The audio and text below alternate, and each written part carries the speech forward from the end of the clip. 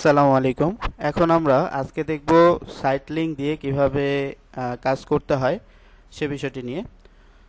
তো আপনারা ব্র্যাব ব্রাউজার অথবা মাইক্রোসফট এজ এই দুইটি ব্রাউজার দিয়ে কাজ করার চেষ্টা করবেন, গুগল ক্রোম দিয়ে কাজ না করাই ভালো। তো আমি আজকে আপনাদেরকে দেখাবো মাইক্রোসফট এজ ব্রাউজার দিয়ে কিভাবে কাজ করতে হয়। তো মাইক্রোসফট এজ ব্রাউজারটি ওপেন করছি। ওপেন করার পরে আপনারা এই ডান পাশে দেখতে পাবেন প্রোফাইল লেখা। এই প্রোফাইল লেখায় ক্লিক করবেন, করার পরে এখানে অ্যাড প্রোফাইলে ক্লিক করবেন।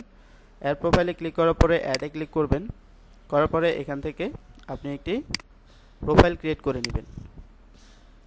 তো আমার একটি প্রোফাইল ক্রিয়েট করা হয়ে গেল।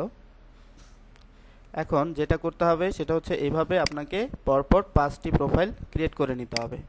তো 5টি প্রোফাইল ক্রিয়েট করার পরে আপনার যে লিঙ্কটি ছিল সেই লিঙ্কটি এখানে নিয়ে এসে কপি করতে হবে। তো আমি যদি সেই লিঙ্কটি নিয়ে আসি,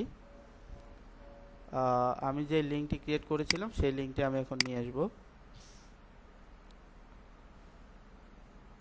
এটি আমার লিঙ্ক ছিল, এটাকে আমি কপি করব।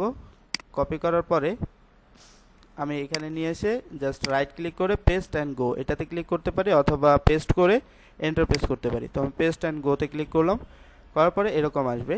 আসার পরে সর্বপ্রথম আপনাকে যেটা করতে হবে সেটা হচ্ছে এই একটা ভিডিওতে ক্লিক করে ভিডিও সাউন্ডটি অফ করে দিতে হবে এবং সেটিংয়ে গিয়ে কোয়ালিটি 0.25 করে দিতে হবে, সরি কোয়ালিটি 144p করে দিতে হবে। দেওয়ার পরে আপনাকে আবার এই পেজটিকে রিফ্রেশ করতে হবে।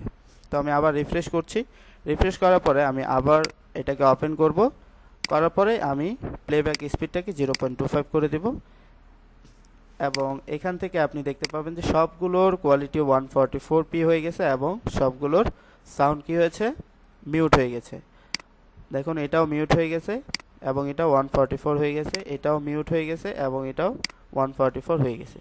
এবং পাশাপাশি এগুলো যেই playback speed 144 sorry playback speed 0.25 সবগুলোতেই আপনি 0.25 করে দেবেন, তাহলে আপনার এভাবে কাজ চলতে থাকবে। তো এই বিষয়ে কোনো কোশ্চেন থাকলে অবশ্যই ভিডিওর কমেন্ট বক্সে লিখে জানাতে ভুলবেন না। ভালো থাকবেন, সুস্থ থাকবেন, আল্লাহ হাফেজ।